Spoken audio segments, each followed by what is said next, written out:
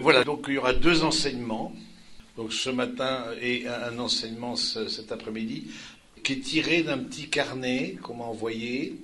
C'est avec Laudato Si, vous savez, des extraits de Laudato Si, ferment rénovateur de la société, c'est ça, voilà, et de la famille. Voilà, donc c'est intéressant, voilà. Donc, et je crois qu'il y a beaucoup de citations du Saint-Père à partir de Laudato Si, c'est ce que j'ai vu en tout cas dans le... Alors j'ai choisi de méditer sur des passages de ce livret-là. Et donc du coup ça vous permet de réfléchir donc le couple comme un lieu de rénovation de la société, hein, et j'ai marqué les familles pédagogues d'une société apaisée. En quoi il y a quelque chose qui va au-delà même de la vie de couple et qui se diffuse dans notre monde.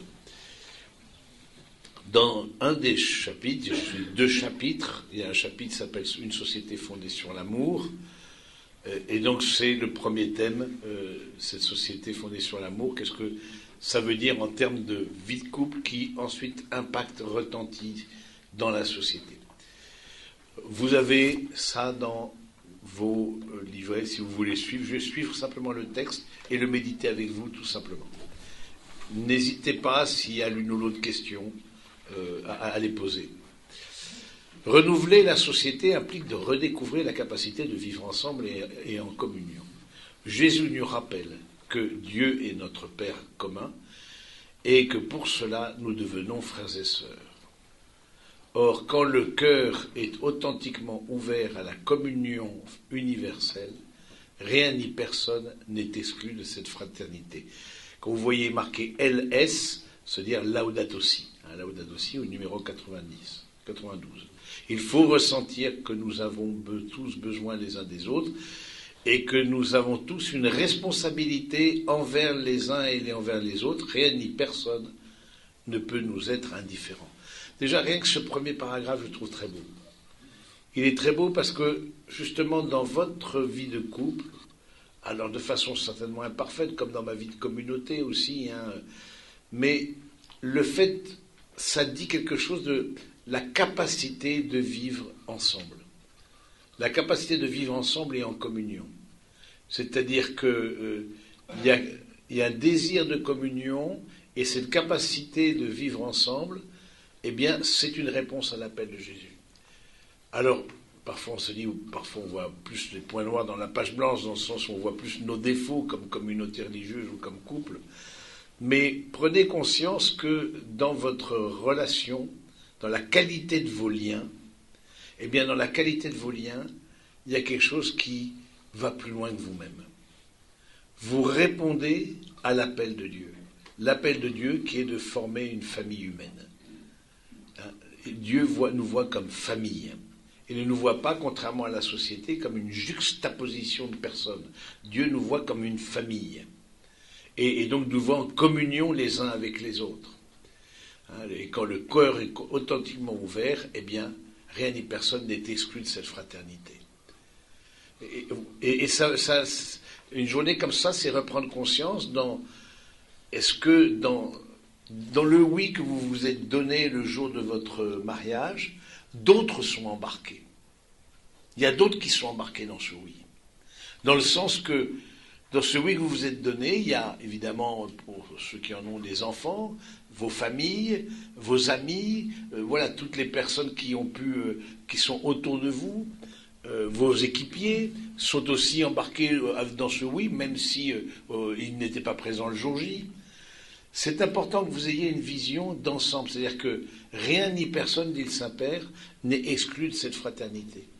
Bien sûr que l'engagement dans le mariage est un engagement éminemment personnel, intime, mais il n'est pas un engagement solitaire. Il n'est pas quelque chose qui me déconnecte des autres. Au contraire, dans le sacrement de mariage, il y a une connexion. Où est-ce qu'on apprend la communion? Où est-ce qu'on apprend à vivre avec les autres, si ce n'est dans la famille? D'où l'importance absolument de la famille et l'importance du couple qui est là pour montrer aux enfants, puis aux autres qui sont autour, que vivre ensemble et être différents, c'est possible.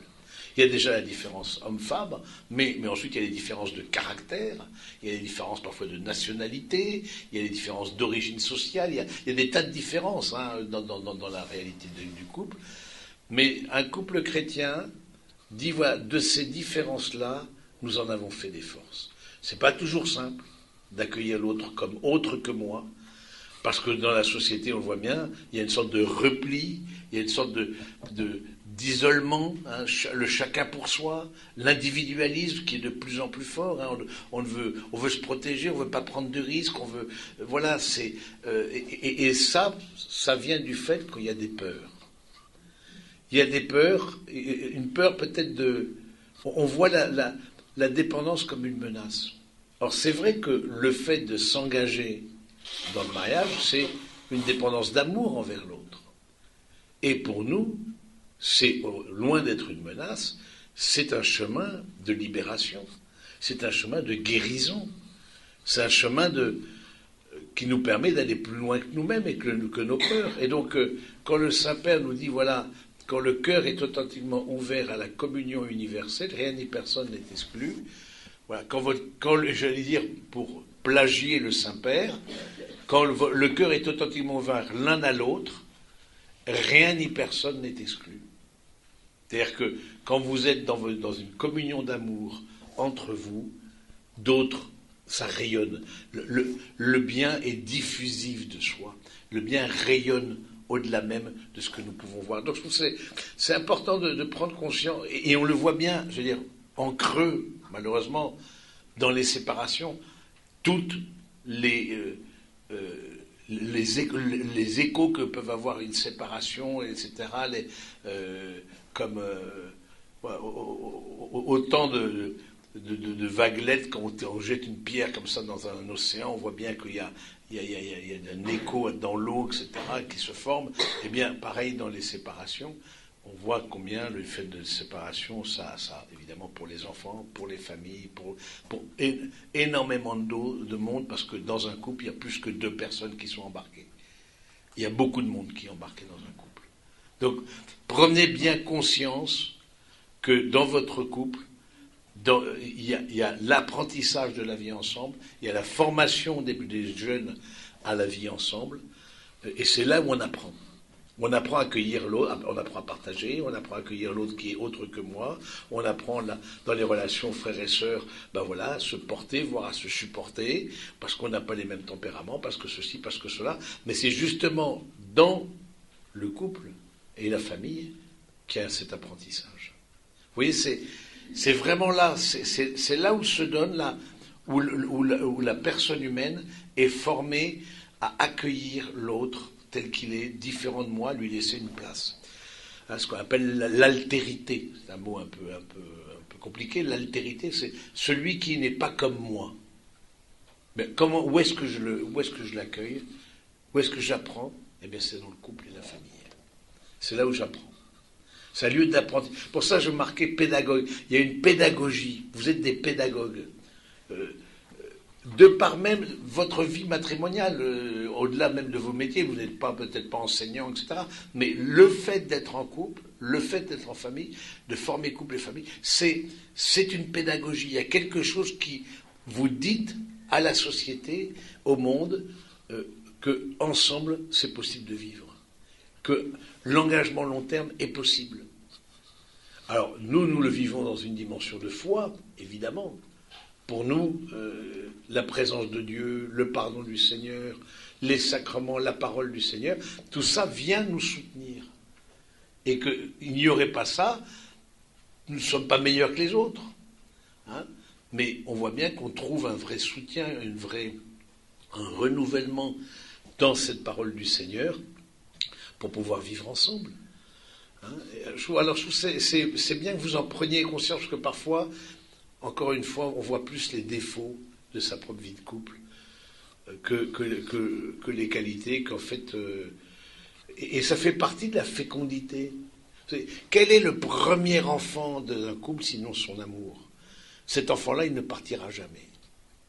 Cet enfant-là, quelle que soit votre situation, parfois la nature est cruelle, ou on s'est marié sur le tard, on n'a pas pu avoir d'enfant, etc. Bon, voilà. Mais ça ne veut pas dire qu'il n'y a pas de fécondité. Ça ne veut pas dire qu'il n'y a pas de fécondité. Et ce n'est pas parce que vous avez des enfants que votre fécondité s'arrête là. Le fait de porter du fruit, et du fruit en abondance, vient de votre qualité de lien. La qualité du lien que vous avez l'un avec l'autre fera précisément que vous portez du fruit. Fera que votre couple est fécond, fera que votre vie, elle vaut la peine d'être vécue. Et c'est de ça dont il faut prendre soin. Et en participant à une journée comme ça de secteur, en participant aux équipes, vous prenez soin de votre lien. Vous prenez soin de votre lien. Parce que vous savez que le lien peut être menacé. On le sait que trop. Hein. Autour de nous, le lien, tout va dans notre société. Pire maintenant qu'avant, j'en sais rien, mais dans l'individualisme, voilà. Oh ben non, mais maintenant je t'aime plus, etc. On est c'est ce que le Saint-Père appelle des relations jetables. On est dans le jetable. Voilà, on est dans le jetable. Ben, nous disons non. On est dans le durable. On est pour un couple durable. On est pour un couple durable. Vous voyez, c'est étonnant de voir que dans les discours sur politique, sur l'écologie, etc., jamais on parle du couple et de la famille. Alors qu'on le sait très bien, les séparations, ça veut dire 2 appartements, souvent 2 voitures, des trajets, etc., etc. L'impact strictement écologique, technique est considérable. Mais on n'en entend jamais parler. On n'en entend jamais parler.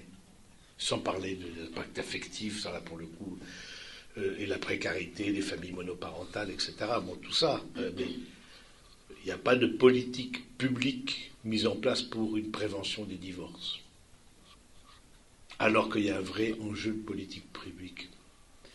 Donc vous voyez, et je crois que c'est quelque chose, donc nous sommes pour le couple durable, précisément, et le respect de la nature vient aussi du respect qu'on se porte l'un à l'autre. On a une attention. À la quantité de biens, nous préférons la qualité du lien.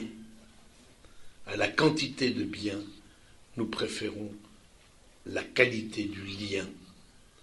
Moins de biens, plus de liens. Vous voyez, ça me paraît vraiment très important. Et en participant à une retraite comme une journée comme celle-ci, vous dites ça. Vous dites, c'est le lien qui est important, et donc on prend soin du lien. Voilà, donc c'est intéressant de prendre conscience de ça. Je trouve que c'est juste des choses que vous savez, que nous savons tous, etc., évidemment. On le sait, mais il faut juste en reprendre conscience. Vous savez, une journée comme ça, c'est pas tant pour apprendre que pour se reprendre. Pour reprendre, se remettre face à la finalité de nos vies. Face au pourquoi on est ensemble. Face au pourquoi du mariage. Pourquoi on est les seuls dans l'Église catholique, les seuls, même parmi les chrétiens, à croire à un mariage indissoluble. Les orthodoxes, les protestants, non. Les orthodoxes, non. Ils croient au sacrement. Les protestants, il n'y a pas de sacrement de mariage. Les orthodoxes, il y a un sacrement de mariage, mais il y a un plan B. Mais nous, non. C'est-à-dire, et je pense que c'est intéressant de dire que on a, en fidélité de l'interprétation que nous avons de la parole du Seigneur, voilà, au commencement, il les fit hommes et femmes, ce que Dieu a uni, que l'homme ne le sépare pas. Ben, c'est en fidélité à cette parole-là que l'Église catholique continue à proposer le mariage indissoluble. Parce qu'il y a un vrai bien humain. Humain. Sans compter le bien spirituel, évidemment. Je continue donc, vous l'avez dans vos livres. L'amour fait de petits gestes d'attention mutuelle est aussi civil et politique. Il se manifeste dans toutes les actions qui essaient de construire un monde meilleur. Dans ce cadre, joint à l'importance des petits gestes quotidiens, l'amour social nous pousse à penser aux grandes stratégies, à même d'arrêter efficacement la dégradation de l'environnement et d'encourager une culture de protection qui imprègne la société. Celui qui reconnaît l'appel de Dieu à agir de concert avec les autres dans des dynamiques sociales doit se rappeler que cela fait partie de sa spiritualité et que c'est un exercice de la charité et que de cette façon il mûrit et il se sanctifie. Là aussi c'est de l'encyclique Laudato Si. C'est intéressant ce que dit le Saint-Père. Il fait ce que j'aime bien, j'aime beaucoup cette encyclique Laudato Si, parce qu'il dit une chose. Il dit tout est lié. La dégradation du couple n'est pas sans rapport avec la dégradation de la planète. C'est pas sans rapport. Tout est lié. Et il dira plus loin dans l'encyclique. Le cri des pauvres, c'est le cri de la terre c'est le cri des pauvres. Et j'allais dire, le prendre soin, le manque de soin qu'on a les uns des autres, le manque de patience, parce que ça demande de la patience de prendre soin, et particulièrement de personnes plus fragiles, et particulièrement d'enfants, voilà. L'enfant, ça demande beaucoup de patience, mais le fait aussi qu'on se met plus facilement à l'écoute de la création.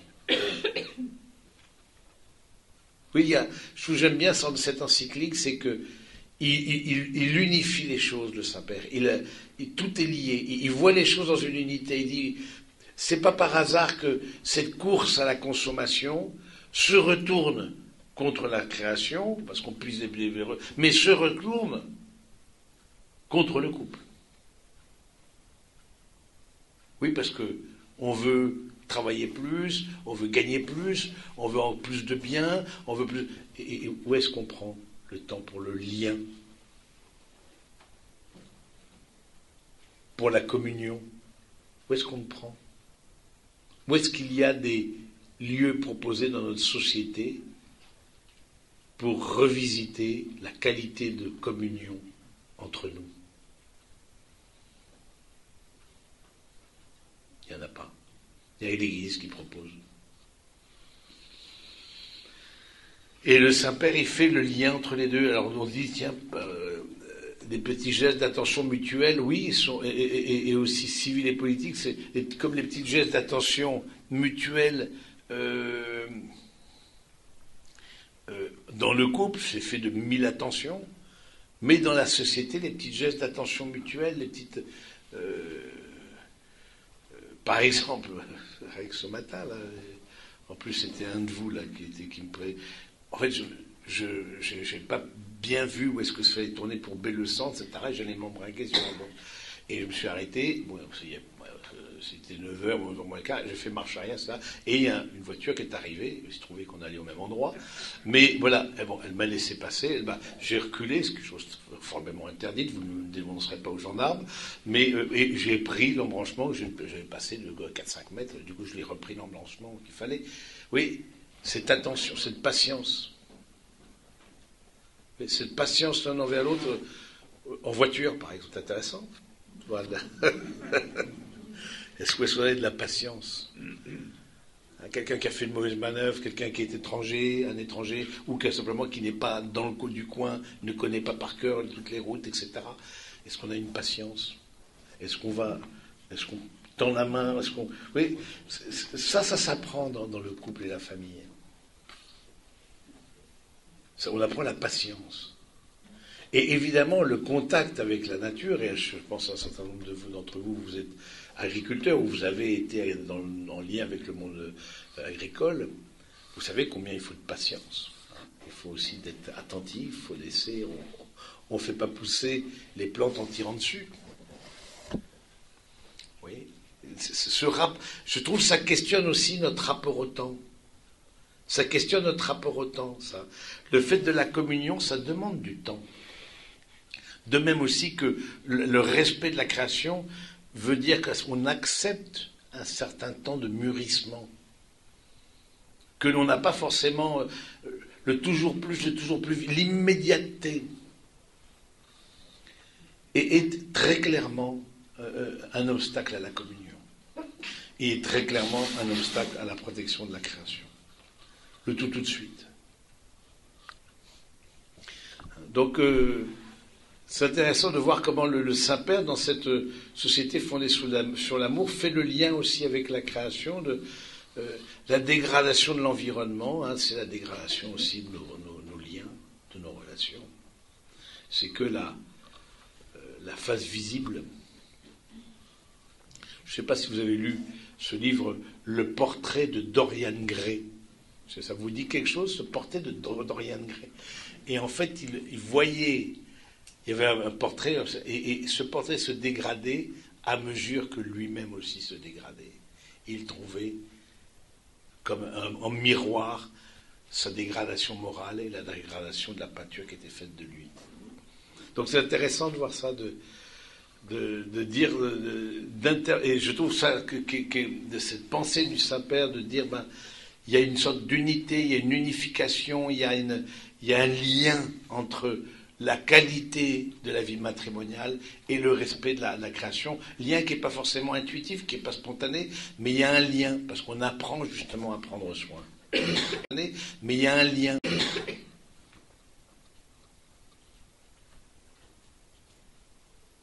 Parce qu'on s'est laissé aussi apprivoiser.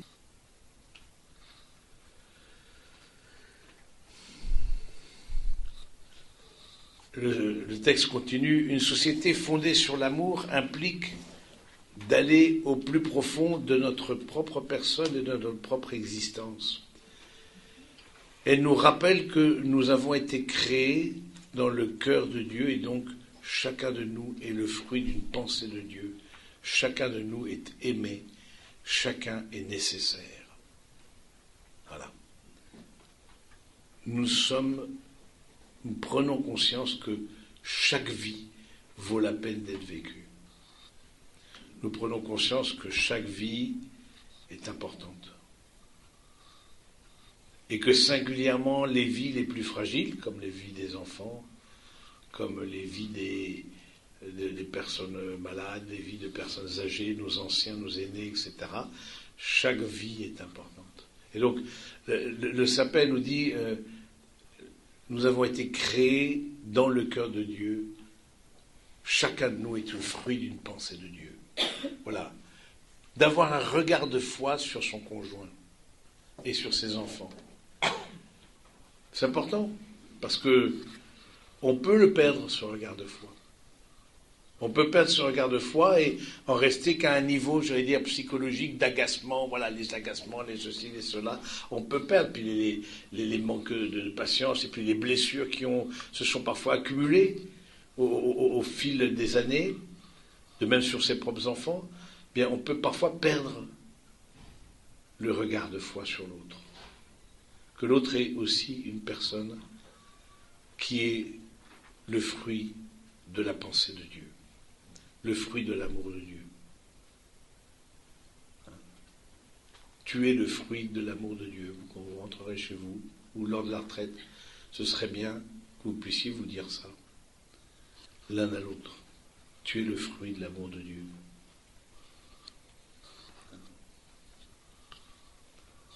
De voir l'autre comme une grâce pour votre vie.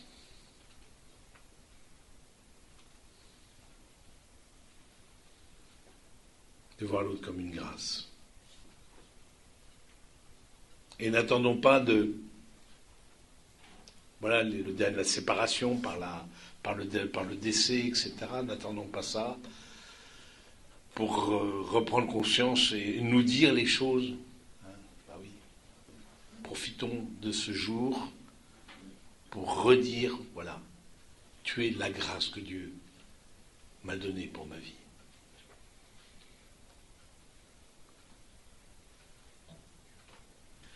Trois idées fondamentales découlent de cette réflexion. La première, c'est que nous avons tous notre origine dans l'amour de Dieu, et pour cette raison-là, la dignité de chaque personne est infinie. La deuxième idée, c'est que chacun de nous est le fruit d'un acte créateur unique de Dieu, ce qui nous rend uniques dans l'univers. Chacun avec ses talents différents et tous nécessaires. La troisième idée, c'est que, ayant été créés par amour, notre vocation fondamentale, c'est de refléter l'amour de Dieu dans nos relations comme dans notre vie. Le texte voilà, rappelle ça, je trouve ça très bien. Ça, il y a 3 implications, 3 conséquences. Le fait d'être aimé de Dieu, d'être le fruit de la pensée de Dieu, etc. Nous sommes, l'amour de Dieu est notre origine, la dignité de chaque personne humaine. Chacun est le fruit d'un acte créateur. Chacun est unique, avec des talents différents, nécessaires, et puis notre vocation, c'est de refléter l'amour de Dieu. Je trouve que c'est intéressant de voir chaque couple, en fait, c'est intéressant dans ce sacrement de mariage. Je prépare beaucoup au mariage, mais je célèbre peu de mariages, parce que souvent c'est des gens qui sont dans d'autres régions, etc., voire à l'étranger, mais du coup, quand je célèbre, je me dis, tiens, chaque couple est comme une icône de cette alliance. C'est pour ça que nous croyons que le mariage, nous croyons au mariage indissoluble, parce que c'est l'expression de l'alliance que Dieu a faite avec nous. Et cette alliance, elle est de toujours à toujours. Elle est de toujours à toujours. Vous voyez, donc je pense que c'est intéressant de reprendre conscience que chaque couple dit de façon modeste, oui, avec plein d'imperfections, certainement, mais dit quelque chose de l'amour, de l'alliance que Dieu a scellée avec l'humanité.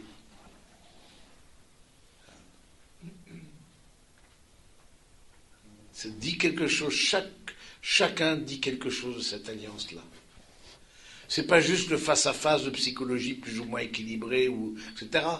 C'est dans notre foi, nous croyons que dans l'engagement que vous avez pris, vous dites quelque chose de l'alliance que Dieu a scellée avec l'humanité entière. Et que chaque couple dit quelque chose, exprime quelque chose, peut-être parfois, et bien souvent, sans même s'en rendre compte. C'est pour ça, entre autres, justement, qu'il n'y a pas de divorce, parce que c'est l'alliance avec Dieu et de toujours à toujours. Et donc, posez-vous la question, notre vocation est de refléter l'amour de Dieu dans nos relations comme dans notre vie. Je pose souvent la question dans les préparations au mariage, quel est le charisme de votre couple? Quel est le charisme de votre couple? Quelle est la manière d'exprimer cette alliance?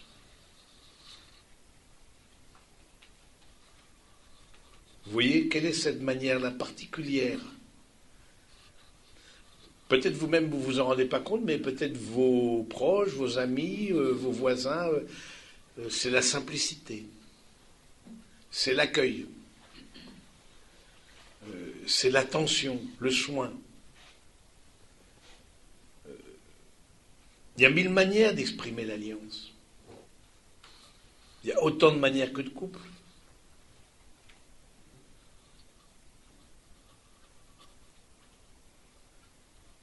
Autant de chemins vers Dieu que de couples.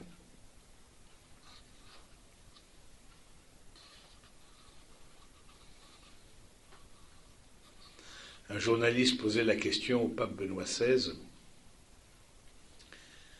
combien y a-t-il de chemins pour aller vers Dieu? Sachant qu'on lui avait fait une assez mauvaise réputation au début de son élection, de son pontificat, d'un homme dur, d'un homme trop conservateur, etc., etc. Et le journaliste pensant qu'il n'y a que le chemin de l'Église catholique pour aller vers Dieu, pensant éventuellement cette réponse-là, et lui de répondre, en fin théologien universitaire qu'il est et qu'il était, il est de chemin pour aller vers Dieu autant que de personnes. Il est de chemin pour aller vers Dieu autant que de personnes. Il est de chemin pour exprimer l'alliance autant que de couples. Donc, reprenez confiance aussi dans ce que vous vivez. Reprenez conscience que cet amour-là que vous vivez, il va au-delà de vous-même. Vous portez en vous-même plus que vous-même. C'est même la définition du chrétien. Le chrétien, c'est celui qui porte en lui-même plus que lui-même. Il y a quelque chose de vertigineux. Nous croyons que par le baptême, nous sommes habités par la Trinité, par la présence de Dieu. Dieu s'est fait visible à nos yeux. Dieu s'est fait homme pour que l'homme devienne Dieu. C'est les pères de l'Église qui le disent, etc. Donc, le chrétien n'est pas simplement il n'est pas forcément meilleur ni moins bon qu'un autre, etc. Mais il a cette conscience que par le baptême, il porte en lui-même plus que lui-même. Nous sommes la religion du vertige. Nous sommes la religion du vertige. Il y a quelque chose de vertigineux dans les sacrements. À la fois une très grande pauvreté, un peu de pain, un peu de vin, un peu d'eau sur le front d'un enfant, quelques paroles entre un homme et une femme, et à la fois le ciel qui s'ouvre. Il y a une disproportion dans la vie chrétienne. Tout est disproportionné. À la fois la pauvreté de nos humanités, nos défauts, etc. On est empêtré, nos creux, nos bosses, que l'on confesse régulièrement et on voit que ça bouge relativement peu. Et à la fois, waouh, dans le oui que vous vous êtes donné, l'alliance qui se manifeste. Ben waouh. Nous sommes la religion du waouh. Donc c'est intéressant juste de se remettre face à ça. Et on va célébrer la messe tout à l'heure. On va se remettre aussi face à ce que au Seigneur lui-même plus que j'avance comme prêtre, plus je trouve les sacrements pauvres d'une certaine manière. Ce qui fait la réalité du sacrement, c'est très pauvre. Et plus cette pauvreté ouvre à une transcendance, à quelque chose qui va au-delà, à un infini. Eh bien, il en va de même pour vos couples. Oui, bon, ils sont certainement pas parfaits. Bon, ça c'est probable. Mais non, c'est pas pour ça qu'ils ne sont pas des signes. Vous savez que ce sacrement, c'est signe, c'est pareil. On n'a pas besoin d'être parfait pour être signe. Cette origine commune, poursuit le texte, enracinée dans l'amour, demande une attitude d'ouverture attentive aux autres, au monde et à Dieu. Elle est contraire à tout idéal égoïste, centré, fermé sur soi-même, excluant tous les autres. Globalement, nous trouvons dans la société actuelle beaucoup de styles de vie individualistes caractérisés par la globalisation de l'indifférence par rapport au monde et aux autres. Presque, nous dit Evangelum Gaudium, et c'est aussi le Saint-Père qui nous fait une citation, presque sans nous en apercevoir, nous devenons incapables d'éprouver de la compassion devant le cri de douleur des autres. Nous ne pleurons plus devant les drames des autres. Leur prêter attention ne nous intéresse pas, comme si tout nous était une responsabilité étrangère qui n'est pas de notre ressort. La culture du bien-être nous anesthésie. C'est intéressant ça. La culture du bien-être nous anesthésie. La culture, voilà. Et c'est pour ça que le Saint-Père insiste beaucoup sur une certaine sobriété de vie. Ne pas multiplier voilà, ne pas se mettre dans des emprunts qui appellent d'autres emprunts pour juste avoir des standards de vie supérieurs. Bon, c'est une sobriété de vie. Cette sobriété de vie, eh bien, permet d'être plus proche. Une société renouvelée qui est comme base l'amour implique une conversion personnelle qui puisse vaincre l'indifférence, la négligence et si souvent l'incohérence entre ce que l'on affirme et ce que l'on vit. Une conversion intérieure intégrale faite d'une conversion écologique qui nous mène à vivre notre vocation de gardien de l'œuvre de Dieu et d'une conversion sociale conduisant au développement d'une sensibilité et d'une solidarité vraiment humaine par rapport aux autres qui sont notre prochain. Ce que nous dit le Saint-Père, c'est que oui, on veut être en communion les uns avec les autres, etc. Et dans le couple, on veut être en communion et avec la création. Mais on sent bien que dans notre cœur, il y a quelque chose à changer. Il y a un logiciel, il y a quelque chose qui est cassé. Et c'est ce qu'on appelle le péché originel et les conséquences en nous du péché originel. et donc il y a une conversion, il y a un changement de cœur, qui n'est pas simplement. Parfois, je suis un peu bon parce que les politiques ne peuvent pas faire beaucoup d'autres choses, mais on parle de la transition écologique, la conversion écologique, etc. Mais c'est pas juste prendre moins de bains et plus de douches. Je veux dire, c'est ce dont parle Saint-Père, c'est un cœur nouveau, un esprit nouveau, l'attention l'un à l'autre, face à cet individualisme qui nous tend des pièges et qui est en nous. Évidemment, il est en nous. Il est en vous, il est en moi, il est en chacun. Mais prenons conscience, et une journée comme celle-ci est faite pour ça, de prendre conscience aussi de cet individualisme qui nous habite et nous tend des pièges. Et nous éloigne les uns des autres. Et nous éloigne de notre conjoint. L'indifférence. Il implique aussi une conversion communautaire dans le sens du développement d'une véritable culture du prendre soin.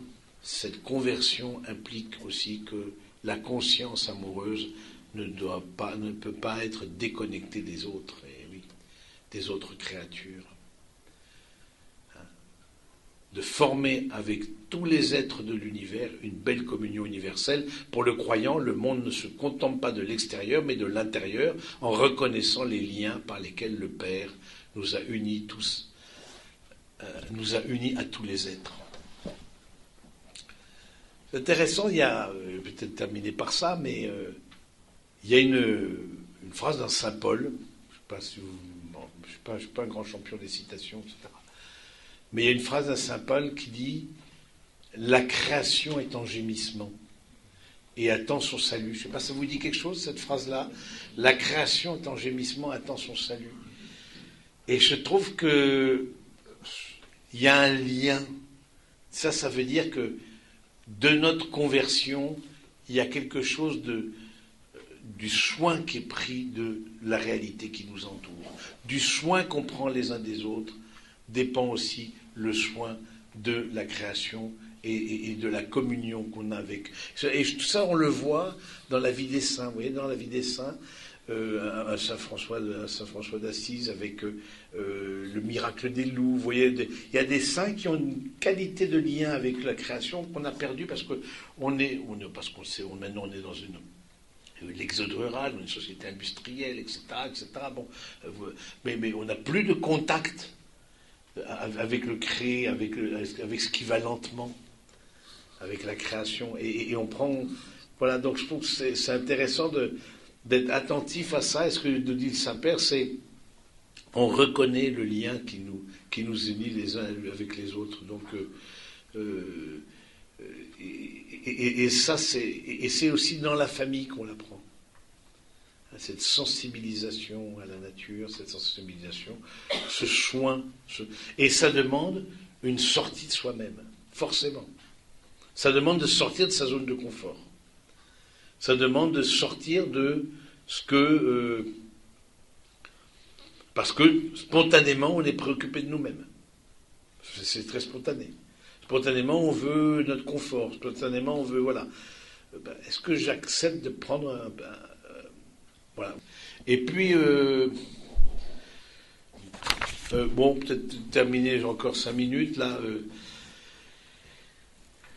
Il est bon, à cet égard, de rappeler que parce que nous sommes des personnes uniques, la société est elle-même plurielle. Cette diversité doit être comprise comme une énorme richesse. Et oui, elle est plurielle, oui, le fameux vivre ensemble, etc. Mais ça n'a rien d'intuitif de vivre avec des personnes qui ne sont pas comme nous, qui n'ont pas les mêmes convictions que nous, qui n'ont pas le même logiciel que nous, qui n'ont pas la même manière d'organiser des choses que nous, qui n'ont pas la même religion que nous. Et le Saint-Père nous dit qu'il s'agisse d'une question d'âge, de sexe, de religion, d'éducation, d'origine culturelle, d'aptitude, etc. Cette différence apporte à la société des points de vue, des compétences, des structures de priorité, des croyances, voilà. Et une nouvelle société est une société plus préparée à faire face au contexte et aux défis que nécessitent les solutions novatrices. Voilà. C'est-à-dire, on voit bien qu'on est dans une phase de changement. On voit bien qu'on est dans des transitions. Ne serait-ce qu'au niveau de la vie chrétienne, on voit bien que la vie chrétienne s'estompe dans nos sociétés occidentales. On voit bien que le brassage aussi qu'il y a de part et d'autre, etc. Tout ça peut-être Et on voit bien aussi des raidissements, parce que ça nous questionne, ça nous fait peur, des gens qui ne pensent pas comme nous. Mais justement, comme couple, vous êtes des pédagogues d'une société apaisée. Parce que précisément, vous dites, nous, peut-être, on était de cultures différentes. Peut-être, en vie spirituelle, nous n'étions pas au même niveau, entre guillemets. Eh bien, on a fait chemin ensemble, on a fait route ensemble. Voilà. Et nous voilà, 10 ans, 20 ans, 30 ans après, notre oui, et on est toujours ensemble. Et ça, c'est un signe d'espérance extraordinaire. Extraordinaire. Vous n'en prenez pas conscience, hein, mais moi je vous le dis. C'est un signe d'espérance extraordinaire. Que justement, différents, hommes-femmes, et que vous soyez nés dans la même ville, la même rue, de la même ville, etc., chaque famille est un monde. Et vos familles respectives d'origine sont elles-mêmes différentes, même si vous êtes de deux familles d'agriculteurs, par exemple. Bon, chaque exploitation est un monde aussi. Voilà, c'est la manière de gérer, et justement, elle vous dit, tiens, on a fait route ensemble. Alors, juste vous laisser là-dessus, de reprendre conscience dans le temps d'oraison là qu'on va prendre. On va prendre un petit chant peut-être, et pour nous introduire à l'oraison et nous